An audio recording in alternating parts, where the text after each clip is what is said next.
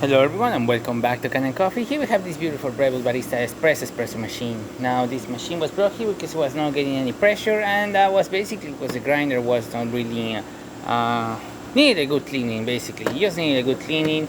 We just assemble the entire grinder, blow a lot of air, remove as much coffee, all coffee from there as possible. We also readjusted it and made sure it was calibrated for the machine, for the beans that we have, for our test coffee beans that we have.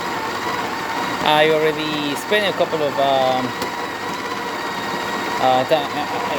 I spent a little bit of time with this machine already, using the portafilter, the group head, the flow of the group head of the machine, as well as use the steamer and the hot water multiple times to see if the three-way solenoid valve need to be replaced, and it doesn't. Everything is in really good condition inside. The water pump is able to keep up 8 to 10 bars of pressure with the brand filter. It's able to really push coffee as well.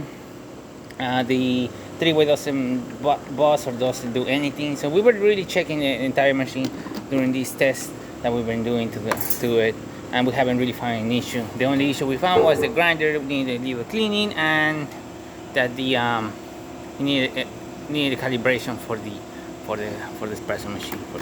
So starting one shot of espresso, we're gonna test this machine out, and we're using, as you saw, we're using the grind of the machine itself, and we just made it a little bit finer. You can see that it's building up pressure fine, no problem. There's really good flow, excellent crema forming at the bottom of the machine. I'm at one of the cup.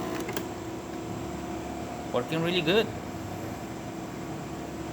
And there you have it, Breville Barista Espresso working once again, having good pressure coming out on the espresso range, and having a good shot of being able to make a good shot of espresso. So thank you so much for watching. Please subscribe to our channel. I'm going to this every day.